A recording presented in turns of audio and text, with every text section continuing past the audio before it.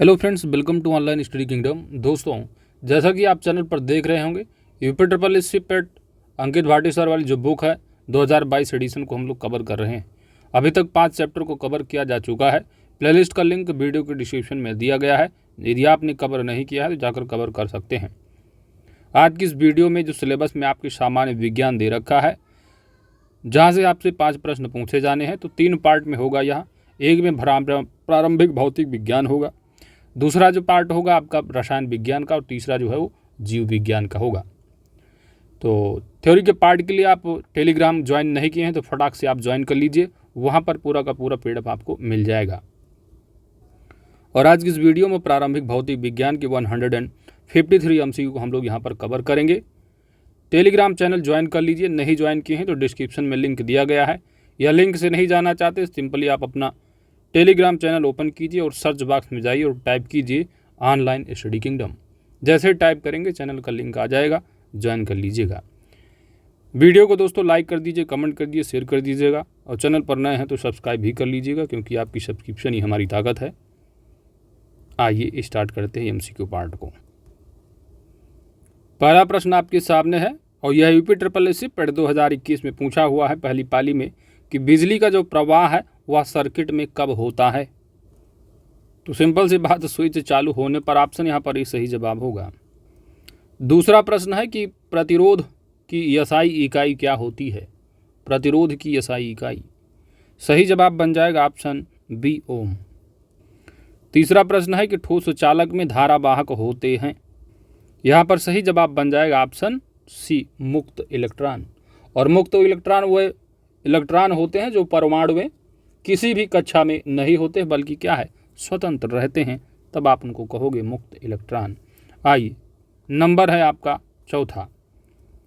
प्रकाश वर्ष किसके मापन की इकाई होती है। प्रकाश वर्ष, सही जवाब बन जाएगा ऑप्शन सी, एक वर्ष में निर्वात में प्रकाश द्वारा चली गई दूरी प्रकाश वर्ष। समान प्रावस्था में कंपायमान माध्यम के किन्हीं दो सबसे निकटतम कणों के बीच की दूरी क्या होती है। सही जवाब बन जाएगा ऑप्शन ए, तरंग दैर्ध्य। अगला प्रश्न पूछा गया कंबाइंड मेडिकल सर्विसेज कॉम्पिटिटिव 2016 में कि किसका तरंग दैर्ध्य सबसे अधिक होता है। सबसे अधिक तरंग दैर्ध्य, ऑप्शन यहाँ पर डी सही जवाब होगा, नारंगी का। रेडियो तरंग का वेग कितना होता है। रेडियो तरंग का वेग, सही जवाब बन जाएगा दोस्त 3 × 10⁸ मीटर प्रति सेकंड, ऑप्शन ए।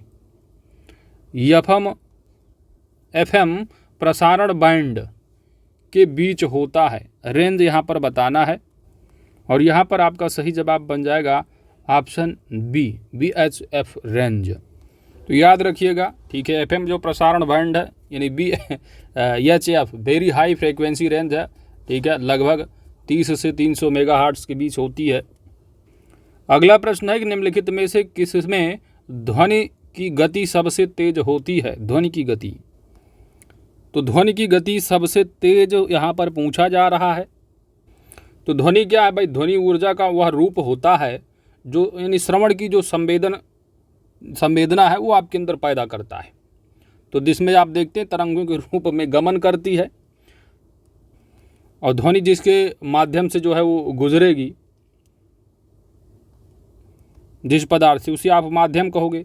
और सबसे अधिक जो ध्वनि की गति होती है वह ठोस में होती है, ठोस। तो यहाँ पर आप ठोस क्या देख पा रहे हैं, लोहा। तो लोहा आपका आंसर यहाँ पर बी सही जवाब हो जाएगा। कितने माप से अधिक ध्वनि को शोर का नाम दिया जाता है। तो अगर ध्वनि जो है 80 डेसिबल से अधिक हो रहा है तो यार बड़ा शोर हो रहा है यार, कम करो थोड़ा शोर मचाना, ठीक है। तो 80 डेसिबल से अधिक, ऑप्शन यहाँ ए सही जवाब बन जाएगा। अगला प्रश्न है सापेक्षता का सिद्धांत इन थ्योरी ऑफ रिलेटिविटी इनमें से किसके द्वारा प्रतिपादित किया गया था। तो सापेक्षता का जो सिद्धांत थ्योरी ऑफ रिलेटिविटी, यह अल्बर्ट आइंस्टीन द्वारा जो है दिया गया था सिद्धांत। अगला प्रश्न है कि अल्बर्ट आइंस्टीन को किसके लिए नोबेल पुरस्कार से सम्मानित किया गया था। अल्बर्ट आइंस्टीन को सही जवाब होगा ऑप्शन ए फोटो इलेक्ट्रिक प्रभाव के नियम। अगला प्रश्न है कि निम्नलिखित में से किस वैज्ञानिक ने आपेक्षिकता का सिद्धांत यानी रिलेटिविटी थ्योरी प्रस्तुत किया है? तो वही अल्बर्ट आइंस्टीन। ऑप्शन डी सही जवाब होगा। न्यूक्लियर बम बनाने के लिए निम्न में से किसका उपयोग किया जाता है? न्यूक्लियर बम बनाने के लिए किसका उपयोग किया जाता है? सही जवाब बन जाएगा ऑप्शन बी यूरेनियम का। कॉम्पटन प्रभाव निम्नलिखित में से किसमें होता है? सही जवाब बन जाएगा ऑप्शन सी एक्स किरणों में। भारत में प्रथम न्यूक्लियर रिएक्टर कौन सा है? ऑप्शन सी अप्सरा। एक्सरे की खोज किसने की थी? एक्सरे की खोज किसने की थी? Option D W.K. रॉटजन ने। भारी पानी की खोज किसने की है? ऑप्शन डी यूरे। डायनामाइट का आविष्कार किसने किया है? डायनामाइट का आविष्कार अल्फ्रेड नोबेल ने। अल्फ्रेड नोबेल ने किसका आविष्कार किया है? ऑप्शन सी डायनामाइट। डायनामो की खोज किसने की है? डायनामो की खोज, तो डायनामो की खोज माइकल फैराडे के द्वारा की गई है। ट्रांसफार्मर की खोज किसने की है? ट्रांसफार्मर की खोज माइकल फैराडे ने। तो याद रखिएगा दोनों की खोज, ठीक है, दोनों 1831 से संबंधित हैं। आगे देखो, किस वैज्ञानिक ने इलेक्ट्रोलिसिस के नियम दिए हैं? सही जवाब बन जाएगा option D M Faraday, Michael Faraday. Hydrogen bomb का आविष्कार किसने किया है? Hydrogen bomb. सही जवाब बन जाएगा ऑप्शन डी एडवर्ड टेलर ने। गलत मिलान की पहचान करनी है। फाउंटेन पेन का बताया जा रहा है लुइस एडिसन वाटरमैन के द्वारा खोज की गई। बिल्कुल सही है। तो अमीटर दूसरा दिया है अमीटर, जैक राइस जेनसेन बताया जा रहा है, जो कि गलत होगा। अमीटर जो रहा है मेजर कार्ड्यू ने, ठीक है, मेजर कार्ड्यू के द्वारा जो है ये खोजी गई थी। इसके बाद बैरोमीटर तो एवांजेलिस्टा टोरिसेल है। एनिमेशन का एमिल रेनेड। तो यहाँ पर सभी सही, ऑप्शन बी यहाँ गलत होगा। अगला प्रश्न नंबर है 26। सही मिलान की यहाँ पर पहचान करनी है। पहला दिया है यहाँ पर माइक्रोवेव ओवन पर्सी स्पेयर के द्वारा खोज की गई। बिल्कुल सही है और सही ही यहाँ पर पूछा गया, तो ऑप्शन यहाँ पर सही जवाब बन जाएगा। ट्रांसफार्मर का पढ़ के आ ही रहे हो, 1831 माइकल फैराडे रहे हैं। बैटरी, तो बैटरी आप देखते होंगे वोल्ट बैटरी है ना, वोल्ट नाम से वोल्टा, तो अलेक्जेंडर वोल्टा ने की थी, तो ये गलत है।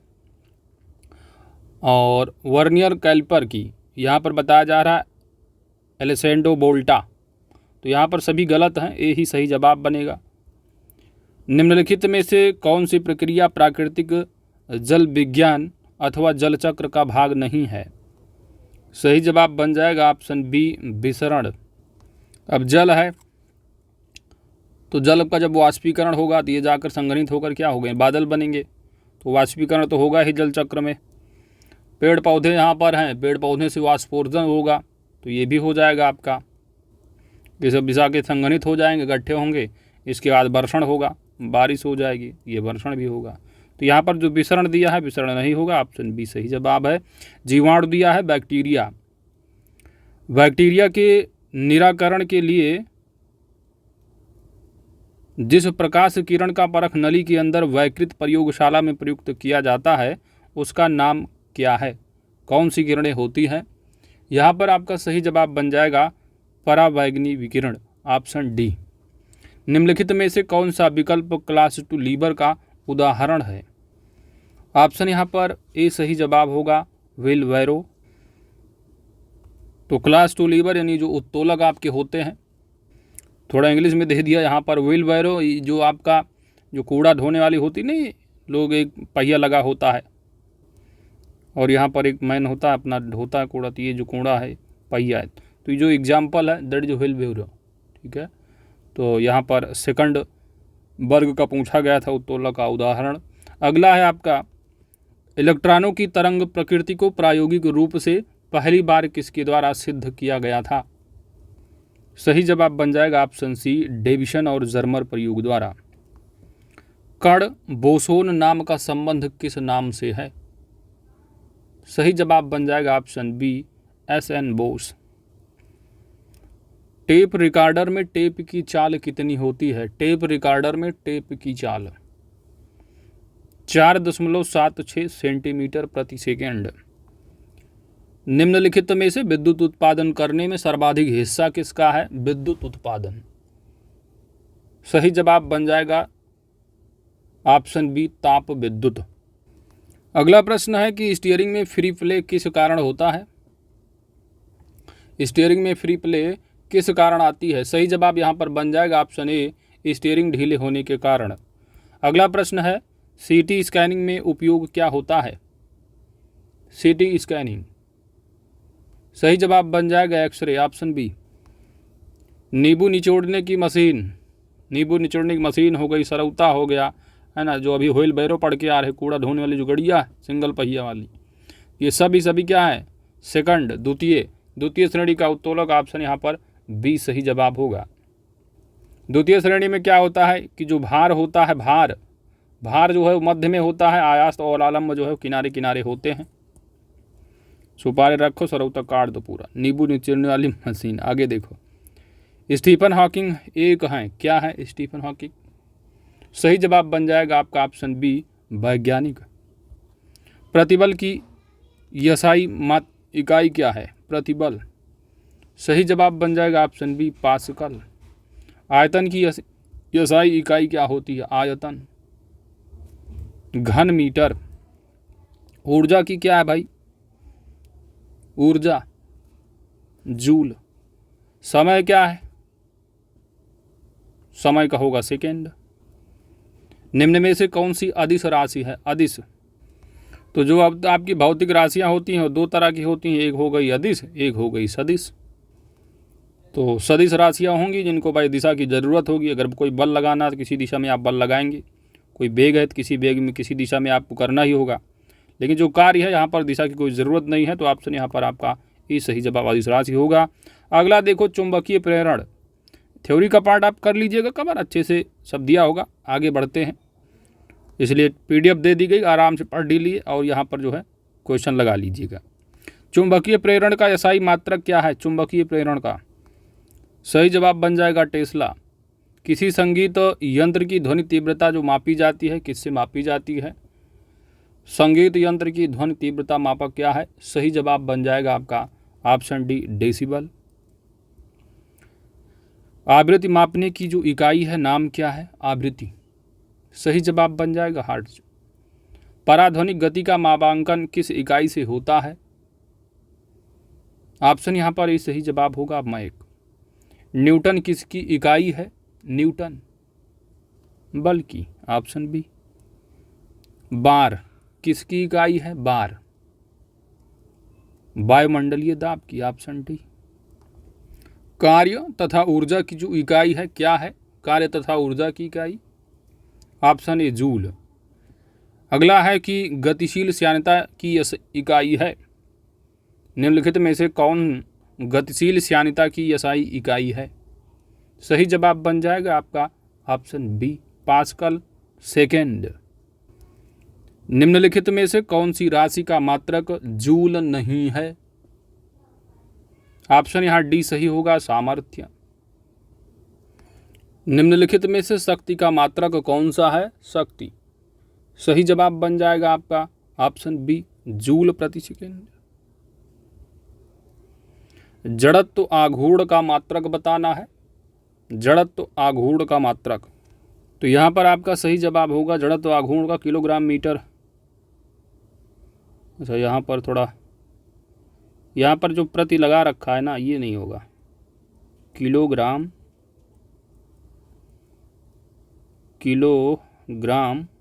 डैश फिर मीटर स्क्वायर होगा। तो इस तरह ऑप्शन यहाँ सी कर लीजिएगा, यहाँ पर आप डैश लगा दीजिए, पर नहीं होगा, ठीक है। तो जड़त्व आघूर्ण का जो मात्रक एसआई है क्या है? किलोग्राम मीटर स्क्वायर है। तो इनमें शायद स्टार भी लगा रखा है, ठीक है, क्योंकि यहाँ पर डैश। आगे देखो, पास्कल इकाई बताओ। पास्कल इकाई किसकी इकाई है पास्कल? सही जवाब बन जाएगा दाब की। बिजली के करंट का एसआई यूनिट क्या है? Option D ampere. दबाव का एसआई यूनिट क्या होगा? पास्कल। माप इकाइयों की सीजीएस प्रणाली की निम्नलिखित में से क्या परिभाषा है? सीजीएस सी सेंटीमीटर, जी ग्राम या सेकंड? Option D. 1 वाट घंटा किसके बराबर है? 1 वाट घंटा बराबर, यहाँ जूल बताना है। तो 1 घंटा वाट बराबर पूछ रहा है, तो यहाँ पर आप जानते हो जूल दिया है, जूल में आपको कन्वर्ट करना है घंटा वाट को। अब आप जानते हो कार्य करने की जो दर है या शक्ति है, उसी को आप क्या कहते हो? कार्य करने की दर क्या है? शक्ति कहलाती या ऊर्जा कहलाता? ऊर्जा का मात्रक क्या होता है? कार्य का मात्रक ऊर्जा मात्रा जूल हो गया। अब यहाँ पर देखिए जूल में आपको कन्वर्ट करना है। तो कोई व्यक्ति है, मान लीजिए वो टी समय में काम करता है और डब्लू कार्य करता है, तो कितनी शक्ति में करेगा? तो यहाँ पर यदि आप शक्ति देखोगे तो P बराबर हो जाएगा W/T, और यहाँ पर आपको जूल ही निकालना है, तो W बराबर हो जाएगा P × T। तो अगर 1 जूल कार्य हो रहा है, 1 जूल, तो 1 वाट, समय मान लो सेकंड, समय का मात्रा 1 सेकंड, और घंटा में निकालना है तो 1 गुणे क्या करोगे? 1 घंटा यहाँ पर दिया है और 1 घंटा में कितना सेकंड होगा? 3600। तो यहाँ पर 3600 जूल निकल के आ जाएगा। ऑप्शन यहाँ डी होगा सही जवाब। दूध की घनता मापने के लिए कौन सा उपकरण प्रयुक्त किया जाता है? दूध की घनता मापने के लिए यहाँ पर आपका सही जवाब बन जाएगा ऑप्शन ई लैक्टोमीटर। 1 वोल्ट कितने बराबर होता है? 1 वोल्ट बराबर कितना? यहाँ पर पूछा है, जूल दिया है, कोलम्ब, न्यूटन, कोलम्ब, तो 1 वोल्ट बराबर होगा 1 जूल प्रति कूलम्ब। ऑप्शन यहाँ बी सही जवाब होगा। अगला प्रश्न 61 नंबर है। रेडियो धर्मिता जो नापी जाती है वो किस में नापी जाती है? रेडियो धर्मिता, यहाँ थोड़ा ब्लर हो गया है। यहाँ पर जो लिखा है वो है गिगर मूलर काउंटर, दूसरा दिया हुआ है पोलरीमीटर, यह है बैरोमीटर, और यह है कैलोरीमीटर। यहाँ पर आपका सही जवाब बन जाएगा option A Geiger Muller counter. आर्द्रता किससे मापी जाती है? आर्द्रता, ऑप्शन यहाँ पर आपका सी सही जवाब बन जाएगा हाइग्रोमीटर। अगला है कि सागर की गहराई को मापने के लिए कौन सा उपकरण इस्तेमाल किया जाता है? सही जवाब होगा ऑप्शन ए फायदोमीटर है। टर्मिनल डॉपलर वेदर रेडार किस लिए प्रयुक्त किया जाता है? टर्मिनल डॉपलर वेदर रेडार, सही जवाब बन जाएगा ऑप्शन बी खराब मौसम में हवाई जहाज़ों को उतारने में। निम्नलिखित में से किस यंत्र का उपयोग अवशोषित या विकसित ऊष्मा को मापने के लिए किया जाता है? सही जवाब होगा ऑप्शन सी कैलोरीमीटर। निम्नलिखित में से कौन सी भौतिक राशि अन्य से भिन्न है? ऑप्शन यहाँ सी सही जवाब होगा बल। ढालू सड़क पर पत्थर लुढ़काना ऊर्ध्व ऊपर की ओर उठाने से अधिक आसान होता है, क्योंकि पत्थर को लुढ़काने में किया गया कार्य इसे उठाने की अपेक्षा कम होता है। ऑप्शन ई सही जवाब होगा। वह कौन सी भौतिक मात्रा है जिसका आयाम ml 2T-2? यहाँ पर सही जवाब बन जाएगा किया गया कार्य। माचिस की डिब्बी की सतह से जब माचिस की तीली टकराती है तो ऊर्जा का कौन सा रूप एक चमकीली लौ में प्रज्वलित का कारण बनता है? ऑप्शन यहाँ पर सी सही जवाब बनेगा रासायनिक ऊर्जा। नदी का बहता हुआ जल किस प्रकार का ऊर्जा संवहन करता है? नदी का बहता हुआ जल, सही जवाब बन जाएगा गतिज ऊर्जा, ऑप्शन डी। सुपरसोनिक स्पीड मापने की यूनिट क्या है? सुपरसोनिक स्पीड मापने की जो यूनिट है क्या होगी? ऑप्शन ए, जैसे कि सुपर कंप्यूटर आप माइक में ही नापते हो। अगला देखो, निम्नलिखित में से किस आवृत्ति की ध्वनि मनुष्य द्वारा श्रव्य होगी?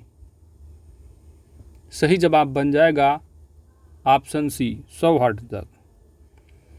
ध्वनि तरंग की कौन सी विशेषता इसके तारत्व को तय करती है? आवृत्ति। प्रतिध्वनि सुनने के लिए स्रोत तथा परावर्तन सतह के बीच कितनी न्यूनतम दूरी होनी चाहिए? ऑप्शन बी लगभग 17 मीटर की। दो व्यक्तियों के वार्तालाप में आवाज का जो डेसिबल स्तर होगा वह कितना? लगभग 30 डेसिबल। दीवार से एक प्रतिध्वनि सुनने के लिए न्यूनतम दूरी क्या है? सही जवाब बन जाएगा न्यूनतम दूरी टकरा के प्रतिध्वनि। सही जवाब होगा 17.2 मीटर। ध्वनि का किस माध्यम से गमन नहीं हो सकता है? तो ध्वनि के लिए आप जानते हो सबसे अधिक किस में होगी चाल? ठोस में। और जहाँ निर्वात होगा यहाँ बिल्कुल नहीं। ऑप्शन यहाँ डी आपका सही जवाब बन जाएगा। अगला प्रश्न है, किस तापमान पर पानी का जो घनत्व है वह अधिकतम होता है? Option C 4 degree centigrade.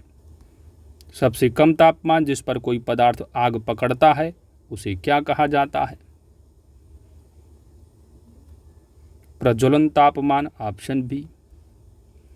शुद्ध जल का अधिकतम घनत्व किस तापक्रम पर होता है? 4 डिग्री सेंटीग्रेड।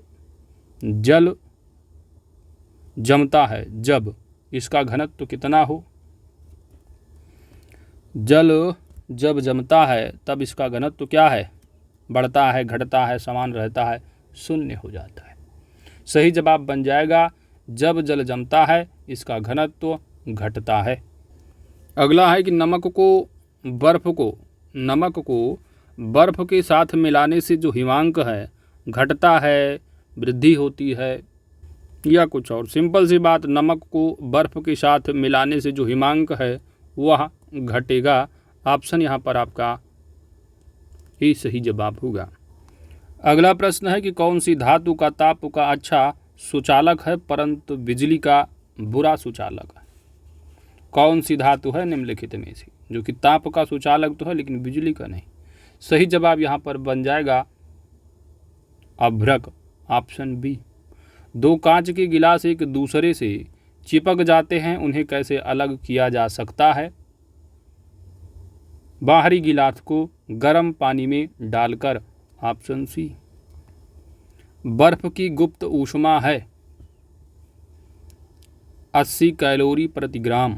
फारेनहाइट स्केल में पानी का जो क्वथनांक है कितना है? 212 डिग्री फारेनहाइट। स्वस्थ मनुष्य का जो तापक्रम है कितना होता है? सही जवाब बन जाएगा स्वस्थ मनुष्य का 37 डिग्री सेंटीग्रेड। और 37 डिग्री सेंटीग्रेड बराबर आपका 98.6 सेंटीग्रेड। यहाँ सेंटीग्रेड दिया है, फारेनहाइट होता तब आंसर हो जाता ये वाला भी। ठीक है, तो यही रखो याद, 37 डिग्री सेंटीग्रेड बराबर जो होता है 98.6 डिग्री फारेनहाइट के बराबर होता है। ठीक है, अगला देखो आप, एक वस्तु को फोकल लंबाई 20 सेंटीमीटर के उत्तर लेंस के मुख्य अक्ष के लंबवत रखा गया है। लेंस से वस्तु की दूरी 30 सेंटीमीटर है। बनने वाली छवि की स्थिति ज्ञात करना है। तो फोकल लंबाई दी हुई है। ठीक है, तो 1/f बराबर क्या होता है? 1/v minus 1/u। तो यहाँ पर जो आपको निकालना है वो छवि यानी जो प्रतिबिंब आपके बनेगा यानी v आपको निकालना है यहाँ पर, और u यहाँ पर दिया हुआ है कितना? 30। तो निकाल लो भाई, 1/, यहाँ पर फोकल लंबाई देख लो 1/20 हो जाएगा, बराबर यहाँ पर 1/v कर लो, माइनस कर लो 1/30। और यहाँ पर लेंस दिया है उत्तल, यहाँ पर देखो माइनस कर लो, ये तो ये माइनस माइनस हो जाएगा प्लस। तो यहाँ पर हो गया आपका 1/20 is equal to 1/v minus यहाँ प्लस हो जाएगा 1/30। अब इधर इसको ले आओगे तो कॉमन हो जाएगा, 1/v बराबर कितना हो जाएगा आपका? 1/20 माइनस 1/30। तो सॉल्व कर लोगे कितना आ जाएगा? v बराबर जो है आपका आ जाएगा 30 यानी 3 - 2 1 हो गया, और तो 1/60 हो गया, तो यानी 60 आ जाएगा आंसर। कहाँ गया? ऑप्शन यहाँ पर आपका सी हो जाएगा सही जवाब। चलिए भाई आगे चलते हैं। निकट दृष्टि दोष वाले लोगों को प्रयुक्त जो लेंस है, निकट दृष्टि दोष, हम निकट से थोड़ा कन्फ्यूज या नहीं जानना है आपको, तो यहाँ पर सही जवाब हो जाएगा ऑप्शन बी, अवतल।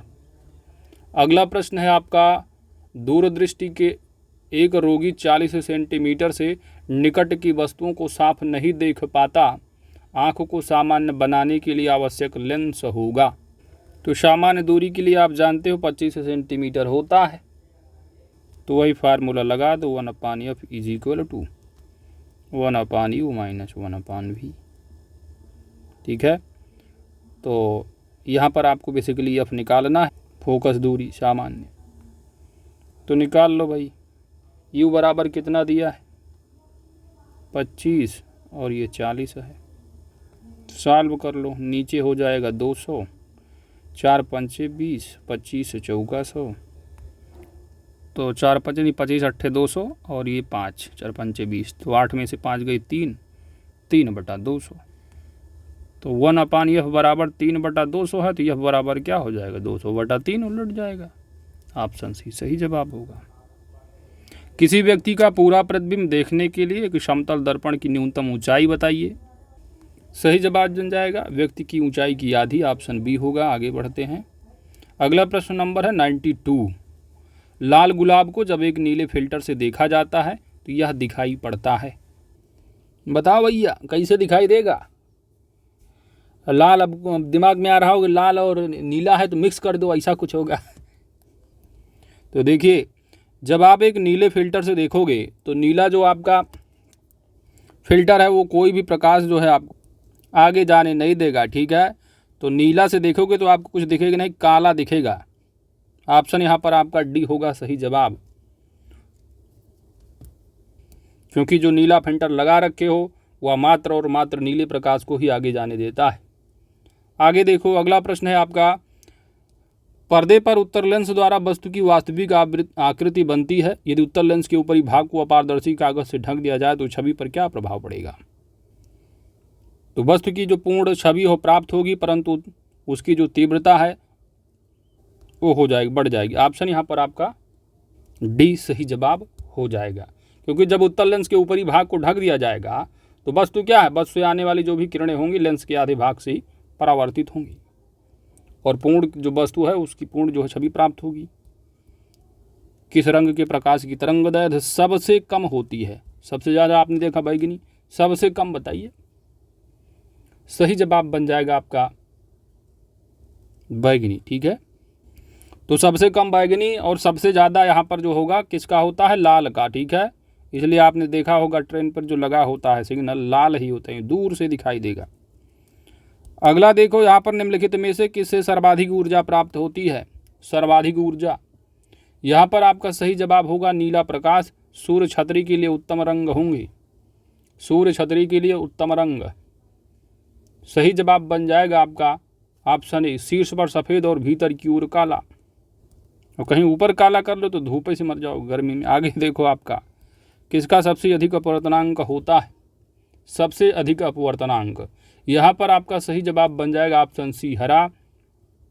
तो हीरा जो होगा आपका सबसे अधिक अपवर्तनांक। अगला देखो, स्वच्छ आकाश का नीला रंग किस कारण से दिखाई पड़ता है। सही जवाब बन जाएगा दोस्त, प्रकाश का बिखरने। अगला है, आकाश का जो रंग है नीला दिखाई देने का कारण क्या है। प्रकाश का प्रकीर्णन। निम्नलिखित में से प्रकाश का कौन सा रंग शून्य या वायु के अतिरिक्त एक माध्यम में सबसे तेज गमन करता है। Option A, Lal. मोटर गाड़ियों में साइड की वस्तुओं को देखने के लिए प्रयुक्त जो दर्पण है वो कैसा होता है। सही जवाब बन जाएगा उत्तल दर्पण। समुद्र जल के नीला रंग होने का क्या कारण है। ऑप्शन बी सही जवाब होगा, पानी द्वारा रोशनी का छितराव है। अगला प्रश्न है कि प्रकाशीय सूक्ष्मदर्शी यानी लाइट माइक्रोस्कोपी में किसके लिए तेल निमज्जन का प्रयोग किया जाता है।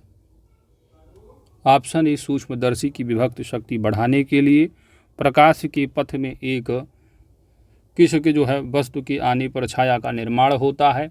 सही जवाब बन जाएगा पारदर्शी वस्तु के आने से। ऑप्शन ही सही जवाब होगा।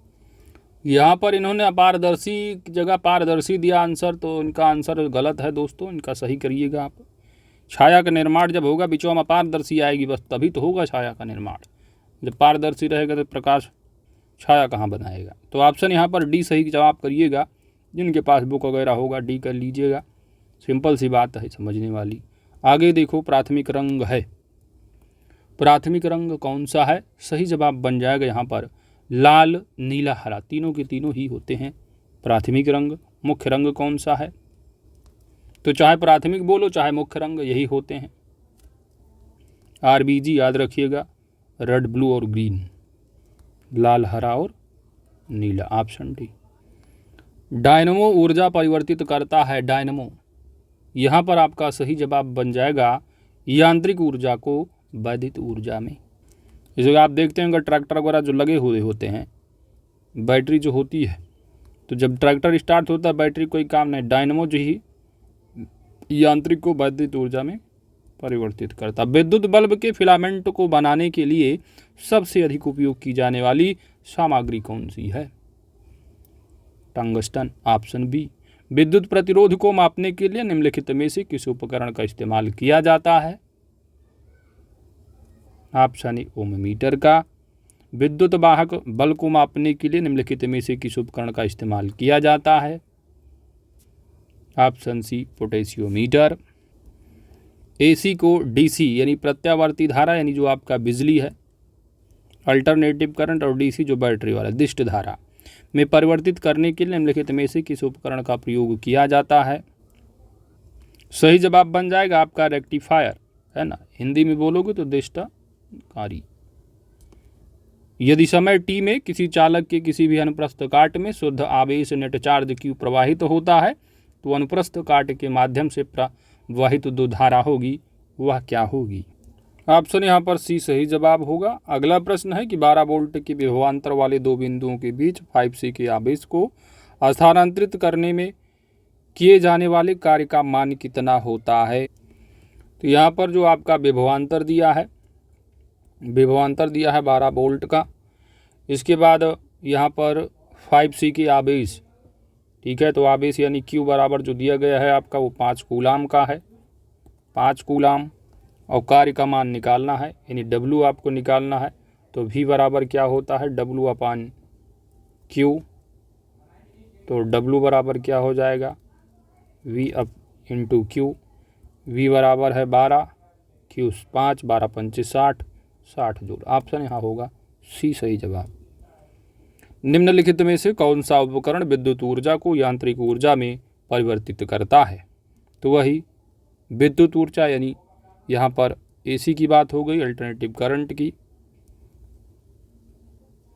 यांत्रिक ऊर्जा तो DC यानी यहाँ पर दिष्टकारी अर्थात रेक्टिफायर।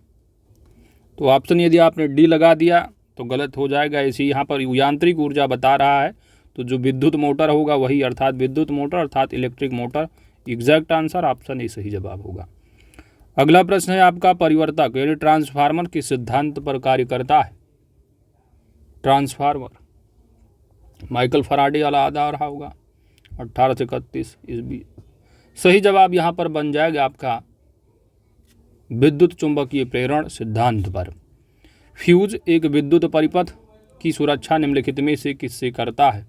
फ्यूज जो लगा होता है, फ्यूज उड़ गया बोलते हैं लोग, तो फ्यूज जो है वो सुरक्षा किसकी करता है? यहाँ पर आपका सही जवाब बन जाएगा अतिभारण, ओवरलोड। आगे देखो, सर्किट में विद्युत की उपस्थिति का पता लगाने के लिए निम्नलिखित में से किस उपकरण का उपयोग किया जाता है? गैल्वेनोमीटर का। निम्नलिखित में से कौन सी युक्ति है जो विभिन्न उपकरणों को श्रेणी क्रम में जोड़ने के काम आती है? संयोजक तार होगा। बिजली के बल्ब का जो फिलामेंट होता है ना, कई बार एग्जाम में पूछ लिया जाता है किसका होता है, तो टंगस्टन का बना होता। ऑप्शन यहाँ सी होगा।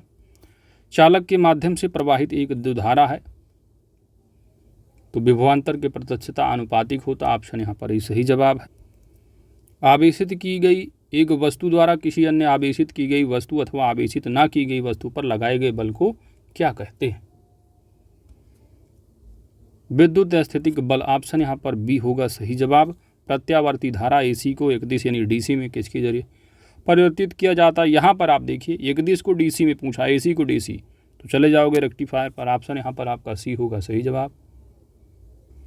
ठीक है, अब इन्होंने आंसर आपने B दे दिया बुक वालों ने, जो कि गलत होगा। जिनके पास होगा बुक सही कर लीजिएगा भैया, यहाँ पर C ही होगा दृष्टिकारी। रासायनिक ऊर्जा को विद्युत ऊर्जा में रूपांतरण किसके द्वारा किया जा सकता है? रासायनिक को विद्युत में, तो रासायनिक ऊर्जा को विद्युत ऊर्जा में बदलता कौन है? Battery, संचायक cell. ऑप्शन यहाँ पर D होगा सही जवाब। यांत्रिक ऊर्जा को विद्युत ऊर्जा में परिवर्तित करने के लिए प्रयोग किया जाता है। यांत्रिक ऊर्जा को वैद्युत ऊर्जा में, तो यांत्रिक को बिजली में बदलना है आपको तो डायनेमो लगा लो। ऑप्शन यहाँ पर ही होगा। इनमें से कौन सा विद्युत का सर्वोत्तम चालक? सही जवाब बन जाएगा समुद्री जल। किसी बस की चाल बढ़ने पर ही रोशनी का बढ़ना, यह किस स्थिति को दर्शाता है? कमजोर बैटरी है भैया। ऑप्शन ए सही जवाब होगा। जैसे स्पीड बढ़ाओगे डायनेमो बढ़ेगी स्पीड, तो चाल अपने आप बढ़ी जाएगी प्रकाश की। प्रकाश वोल्टेज सेल होता है सौर सेल। अगला है एक निष्क्रिय 2 टर्मिनल का विद्युत घटक है जो सर्किट यानी परिपथ की तत्व के रूप में विद्युत प्रतिरोध लागू करता है। सही जवाब बन जाएगा ऑप्शन ई प्रतिरोध। फिर डॉट यहाँ पर बताना है कि एक साधारण उपकरण है जिसका उपयोग इलेक्ट्रिक सर्किट को वियोजित करने या इसे पूरा करने के लिए किया जाता है। सही जवाब होगा आपका स्विच। अगला प्रश्न है पावर स्ट्रिप क्या है? पावर स्ट्रिप, सही जवाब आपका बन जाएगा यह एक विद्युत उपकरण है जिसका उपयोग वाला आउटलेट की क्षमता को विस्तारित करने के लिए किया जा सकता है, जो उपकरणों को समायोजित कर सकता है। Option A. निम्नलिखित में से कौन सा पदार्थ जो बिजली का कुचालक है परंतु ताप का सुचालक होता है? आवर्तक। Option D. विद्युत चुंबक किससे तैयार होता है? विद्युत चुंबक किससे तैयार होता है? सही जवाब बन जाएगा नरम लोहा। इलेक्ट्रॉनिक संचार प्रणाली की 3 बुनियादी इकाइयां कौन सी हैं? ट्रांसमीटर, ट्रांसमिशन चैनल और रिसीवर। ऑप्शन यहाँ पर ही सही जवाब होगा। इलेक्ट्रॉनिक संचार प्रणालियों में शोर निम्नलिखित में से किसे संदर्भित करता है? अवांछित सिग्नल जो संदेश सिग्नल के प्रसारण और प्रसंस्करण में बाधा डालते हैं। Option A. भूतापीय पूर्वेक्षण एनजियोथर्मल प्रॉस्पेक्टिंग में हाल ही के दशकों में निम्नलिखित में से किस प्रकार की साउंडिंग का विस्तृत प्रयोग किया गया है? सही जवाब बन जाएगा स्क्लमबर्गर साउंडिंग। Option D.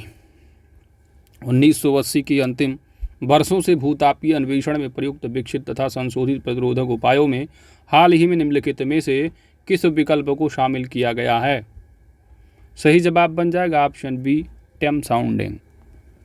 एक गतिशील बस में अचानक ब्रेक लगाने से सवारी आगे की ओर झुक जाती, यह किस नियम का पालन करता है? सही जवाब बन जाएगा न्यूटन का पहला नियम। तो इम्पॉर्टेंट है, कोई एक नियम पूछा जा सकता है। तो गति का जो पहला नियम है न्यूटन का, ठीक है, तो गति का प्रथम नियम या न्यूटन का जो पहला नियम जड़त्व का नियम कहते हो, इसके अनुसार जो है यदि कोई वस्तु है विरामावस्था में है तो तब तक वो विरामावस्था में रहेगी जब तक उस पर कोई बाह्य बल न लगा दो। अब बस में जा रहे हैं लोग, अचानक ब्रेक लगा, पीछे वाला आगे झुक गए फट्टा से। न्यूटन का जो दूसरा नियम है अर्थात जो आप कह सकते हो संवेग का नियम, इस नियम के अनुसार किसी वस्तु के रेखीय संवेग में परिवर्तन की जो दर है उस पर वस्तु पर लगाए गए जो बल होते हैं बाह्य बल, वो उसके अनुक्रमानुपाती हो जाएगा। तो संवेग परिवर्तन पर वस्तु पर लगाए बल की दिशा में ही होता है, संवेग दिशा में ही। न्यूटन का जो तीसरा नियम दिया गया है, जो कि अक्सर बातों बातों में लोग बोलते रहे भैया क्रिया करोगे तो प्रतिक्रिया होगी, तो प्रत्येक क्रिया के बराबर विपरीत एवं दिशा में प्रतिक्रिया होती है, ये गति का तीसरा नियम है न्यूटन का। अगला प्रश्न है कि जेट इंजन किसी घटना के आधार पर काम करता है? जेट इंजन, सही जवाब बन जाएगा रैखिक संवेग का संरक्षण। ऑप्शन बी विसर्पी घर्षण होता है, सीमित घर्षण से थोड़ा कम। ऑप्शन बी होगा। घर्षण के संबंध में निम्नलिखित में से कौन सा विकल्प सही है? ऑप्शन ए घर्षण गति का विरोध करता है। एक साधारण लोलक की समय सीमा किस पर निर्भर करती है?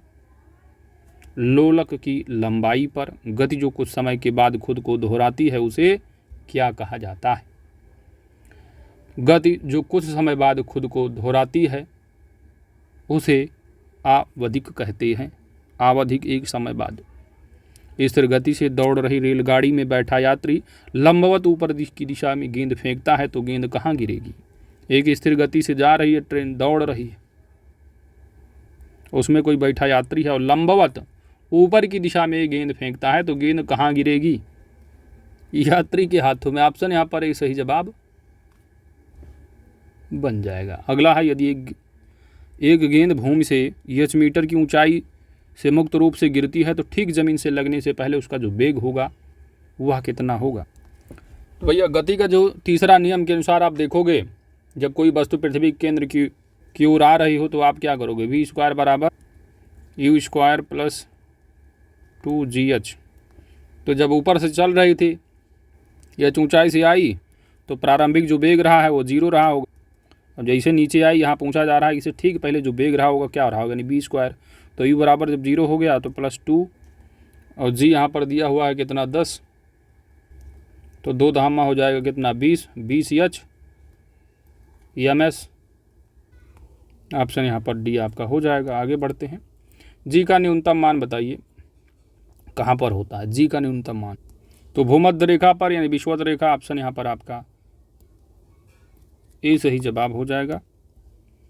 एक व्यक्ति तुला की मदद से अपना जो वजन है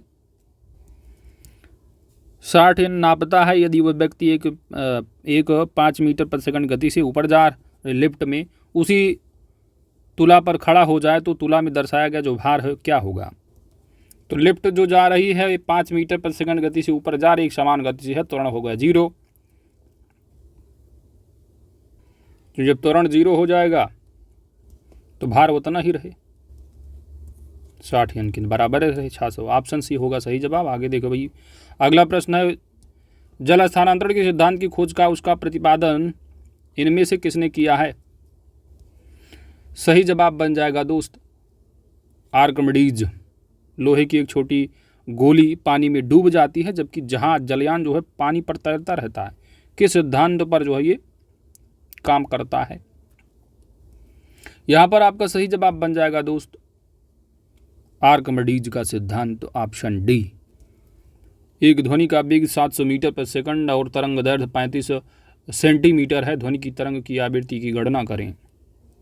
तो यहाँ पर जो वेग दे रखा है v बराबर है 700 और तरंग दैर्घ्य यानी लैम्डा जो है आपका बराबर कितना है? 35 सेंटीमीटर है।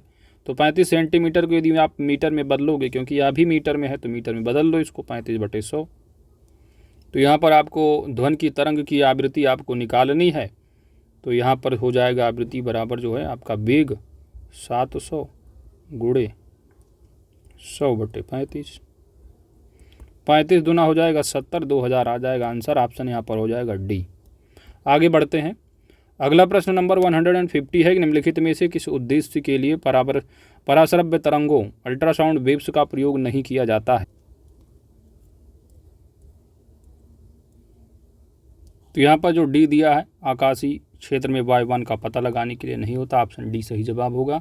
अगला है, ध्वनि निम्नलिखित में से किस माध्यम में यात्रा नहीं कर सकती है? ध्वनि निर्वात में। सिंपल सी बात। निम्नलिखित प्रकार के किस विद्युत चुंबकीय विकिरण में सबसे लंबे तरंग दैर्घ्य होते? सबसे लंबे।